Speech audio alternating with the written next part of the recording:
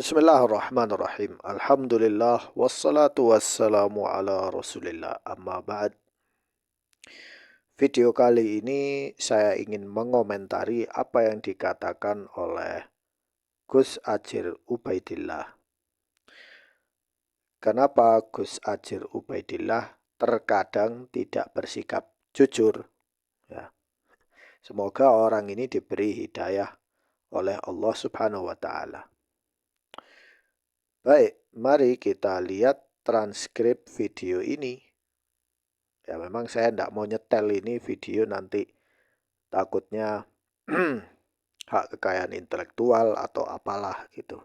Jadi saya baca transkripnya saja. Jadi ada sebuah pertanyaan dari orang yang ngaku salafi. Ya wallah alam dia salafi atau bukan. Tidak ngerti. Pertama, Gus, saya seorang pengikut manhaj salaf dan selama bertahun-tahun saya meyakini berada dalam jalan kebenaran satu-satunya karena saya suka semangat pemurnian ajaran Islam. Namun belakangan ini saya mulai menyadari banyaknya penyampaian guru-guru kami yang keliru, bahkan cenderung fatal. Jadi orang ini tidak menjelaskan kelirunya di mana, tidak dijelaskan ya. Sebagai penuntut ilmu, saya menunggu guru-guru kami menjawab, membantah secara langsung setiap penjelasan asatid aswaja seperti Gus Adjir dan lainnya. Tapi tidak kunjung ada yang menjawab. Adapun sebagian asatid menjawab secara diam-diam di komunitas tertutup kami tanpa bisa diuji publik. Ya, kenapa tidak menyebutkan? Ya, di titik ini dari mana saya harus memulai mempelajari ulang semua ini Gus. Mohon tanggapannya. Terima kasih Gus Adjir sudah berkenan berbagi ilmu dengan tetap menghargai guru-guru kami. Jadi dia minta mempelajari ulang. Ya, akidah salaf, manhaj salaf itu jelas. Ya. Apakah salaf itu Khalid Basalamah, kemudian Syafiq atau yang lainnya? Enggak. Kita semua ini khalaf. Ya. Salaf itu para pendahulu. Ajaran para pendahulu itu jelas, tidak membingungkan. Cuma orangnya yang muter-muter sendiri, yang tidak mau belajar, yang bingung. Ya. Baik, kemudian Gus Adjir bilang apa? Masya Allah, Allah yubarik fikum. Ini pertanyaan yang sangat baik sekali. Yang pertama, Anda perlu bersyukur dan tetap menghargai serta menghormati guru-guru Anda yang mana mereka telah mengajarkan kalamullah dan sunnah nabawiyah. Kemudian yang kedua, saran kami jangan mempelajari amalia al-sunnah dari perspektif oknum gus-gusan atau habib-habiban yang nyeleneh. Jadi yang dimaksud gus-gusan dan habib-habiban yang nyeleneh itu siapa? Nah ini tidak dijelaskan ya, siapa itu. Ya, apakah gurunya Ustadz Adjir termasuk itu? Ya enggak tahu ya, saya enggak ngerti. Saran kami unfollow semua akun-akun anonim baik yang mengatasnamakan salafi atau akun-akun sok kritis lainnya yang hanya berfokus mengangkat oknum-oknum baik dari aswaja ataupun salafi ataupun kisah-kisah karomah yang tidak jelas. Jadi Gus Adjir bilang apa? Kamu harus unfollow ya semua akun-akun yang mengatasnamakan salafi ya yang anonim atau yang sok kritis. Jadi Gus Adjir ini ya juga aneh ya, dia bilang sok kritis. Ya. Baik, kemudian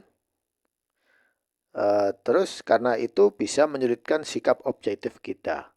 Kemudian yang ketiga, cari akun atau ustadz yang jelas. Siapa? Ya, nggak tahu. Nah, tapi nanti yang dimaksud Gus Adjir itu siapa? Ustadz yang jelas. Ustadz Salafi? Enggak. Ya. Nah, nanti kita lihat ya. Kredibel bisa dipertanggungjawabkan setiap statementnya serta siap dikonfrontasi. Meski dengan pihak-pihak yang berbeda pendapat, salah satunya Anda bisa memulai dengan menyaksikan program KAWI Toward Unity di Nabawi TV. Jadi dia tidak bilang, ya kamu harus ikut kami, enggak. Tapi ngomong kamu unfollow yang ini, ya semuanya, mungkin termasuk saya ini. Ya, saya ini unfollow akun Syekh Khalid karena dia sok kritis. Ya, saya kritik, tetapi saya punya data. Ya. Namun sampai sekarang nggak ada tanggapan. Baik, kemudian saya mengkritik program Toward Unity ini, sudah saya kritik habis di channel saya. Namun ya ada orang yang memang nggak suka dengan saya, kemudian mengkritik saya habis di kolom komentar. Akhirnya saya matikan komentarnya itu. Baik, kemudian ada 23 video sementara ini di playlist tersebut yang insya Allah cukup untuk menjelaskan tentang tabaruk, tawasul, karomah, bid'ah, syubhat, orientalis, dan liberalis. Ya, ini semua ya isinya ada yang batil. Memang ada yang benar tapi ada yang salah. Ya, bahkan ada yang ngawur. Otokritik terhadap perilaku oknum Aswaja sendiri juga kritik terhadap perilaku Ikhwan Salafi. Dan sejak awal tim asatid kami sangat terbuka jika ada pertanyaan atau bahkan jika ada permintaan diskusi secara terbuka. Kalaupun mau disiarkan secara live, semoga playlist di atas cukup untuk membuka wawasan dan kedewasaan kita semua sehingga kita semua siap untuk menerima kritik dan siap untuk berbenah bersama-sama. Mari terus belajar, tingkatkan literasi agar kita semakin arif dan bijaksana. Dan semoga Allah Subhanahu wa taala senantiasa menjaga persaudaraan kita. Gimana mau menjaga persaudaraan kita, tapi Anda tidak jujur soal Al-Albani, tidak jujur soal Al-Hakim, ya tidak jujur soal hal-hal yang sifatnya itu sejarah, fakta sejarah, tetapi tidak Anda buka. Anda tidak mengkritik cara pemahaman guru Anda yang salah. Anda cuma ngomong Habib-Habiban. Siapa oknum itu? Tidak dijelaskan di video ini. Umat sekarang bingung. Ya, siapa yang salah? Ya, yang salah adalah orang yang sudah merasa dia cukup. Sudah merasa dia cukup, ya sudah. Ya. Dan Nabawi TV ini akidahnya nggak jelas. Ya.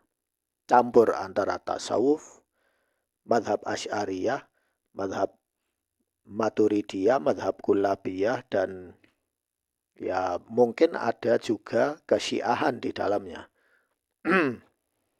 Jadi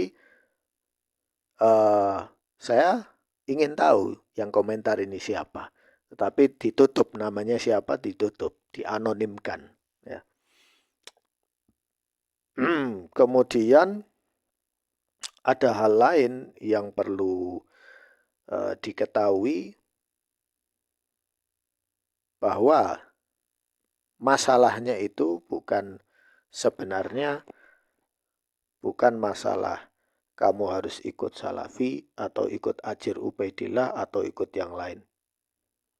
Ajaran salaf itu jelas. Sunnah itu jelas. Sunnah itu artinya apa?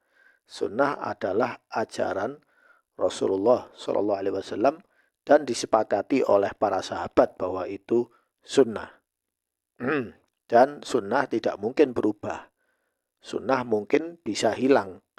Bisa hilang jika amalan bid'ahnya itu yang diamalkan, sedangkan amalan sunnahnya ditinggalkan.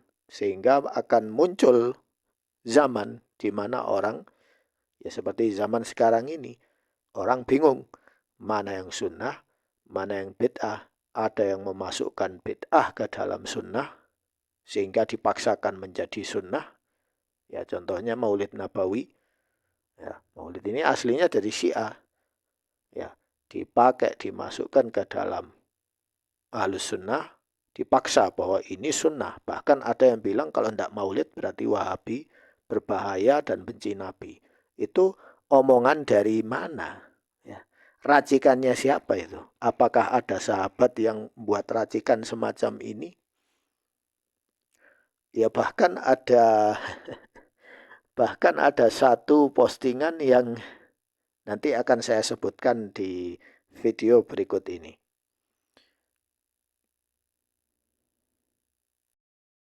Ini merupakan, ya seperti yang kalian lihat ya, ini salah satu fenomena yang ada di masjidnya Aswaja ya. Ya masjidnya kelompoknya Ajir Ubaidillah ya, bukan Muhammadiyah atau Al-Irsyad atau Salafi. Tulisannya seperti ini. Ya memang tidak semua masjid ya, Masjid Aswaja kayak gini. Maksudnya Aswaja itu NU ya. Yang sahih kunut nazilah. Jadi di sini ada orang nempelin ini di kaca masjid. Mohon dengan hormat yang tidak kunut dan wirid, harap tidak jadi imam. Awas kaca pintu geser. Nah, yang menjadi pertanyaan ini, kenapa dia melarang orang menjadi imam? Nah, kenapa? Apakah para salaf melarang kamu jangan jadi imam, saya yang jadi imam? Ya. Apa ada yang gitu? Itu termasuk sunnah. Ya. Al-sunnah wal jamaah seperti ini. Yang sahih kunut nazilah dibaca saat ada nazilah. Ya. Nazilah itu misalnya ada bencana, ada musibah, perang, ya, wabah. Dan kunut nazilah itu menurut ulama madhab, mereka bilang bukan hanya waktu sholat subuh saja. Sholat asar bisa, sholat isya, sholat... Intinya ditentukan selama terjadi nazilah. Jadi Rasulullah kunut subuh itu hanya untuk nazilah, terjadi nazilah. Setelah itu beliau tidak kunut lagi. Ali bin Abi Thalib juga begitu. Dia hanya kunut nazilah ketika ada perang ya, dengan Sayyidina Muawiyah. Ya. Dan tidak melanjutkan kunut nazilah secara terus-menerus. Tidak. Ya. Baik. Kemudian hal yang sunnah tetap sunnah. Ya, hal yang sunnah tetap sunnah. Ya, mewajibkan hal yang sunnah justru menyelisihi sunnah.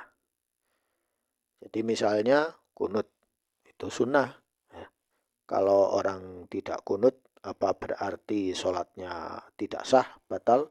Enggak ada ulama satu madhab pun yang bilang begitu. Ya. Cuma ini racikan orang jahil, orang yang kemungkinan dia jahil atau kemungkinan dia memang mengikuti hawa nafsunya. Kemudian yang kedua soal wirid. Wirid ini maksudnya zikir. Subhanallah, la ilaha illallah, zikir ini. Ya. Zikir itu maksudnya mungkin zikir berjamaah. Zikir berjamaah itu sunnah. Setelah selesai salam, Assalamualaikum warahmatullah, Assalamualaikum warahmatullah, disunahkan untuk zikir. Ya, jadi tidak langsung berdiri keluar dari masjid, tidak. Tetapi disunahkan untuk zikir. Astagfirullah, astagfirullah, astagfirullah 3 kali. Setelah itu Allahumma antas salam salam. Ya. Sebagian ulama itu bilang minimal kamu itu duduk sampai kamu bertasbih, ya, bertahlil, bertahmid, bertakbir. Nah, setelah itu baca ayat kursi, selesai kamu mau berdiri, mau sholat sunnah atau mau keluar dari masjid, tidak masalah. Tetapi itu harus dibiasakan seperti itu. Tetapi itu tidak wajib. Misalnya, kenapa? Misalnya setelah selesai salam, mau ke toilet, atau ada perlu perjalanan, mau naik kereta, mau nunggu bis, atau ada safar, ada kondisi jaga orang sakit. Ya. Jadi, meninggalkan itu bukan hal yang buruk. Kalau memang ada kondisi tertentu yang memang harus meninggalkan sunnah, terpaksa harus meninggalkan sunnah. Paham ya? Jadi contohnya, mencium hajar aswad itu sunnah ketika orang tawaf. Nah, ketika melihat orang rebutan hajar aswad, maka tidak perlu ikut mencium kalau tidak memungkinkan, karena itu sunnah. Kalau meninggalkan sunnah itu maslahatnya lebih besar, maka ditinggalkan. Ya. Karena sudah ada orang lain yang mengamalkan. Ya, itu tujuannya. Sebab ada kasus apa? Ada kasus orang dia bilang saya tetap akan mencium Hajar Aswad. Ya, ketika dia masuk ke kerumunan orang-orang itu, apa yang terjadi? Yang terjadi malah masalah ya. Sarungnya melorot, kain ihramnya ketarik, akhirnya dia keluar dari eh, tempat Hajar Aswad itu, dia tidak bisa mencium Hajar Aswad, malah keluar dalam kondisi telanjang ya.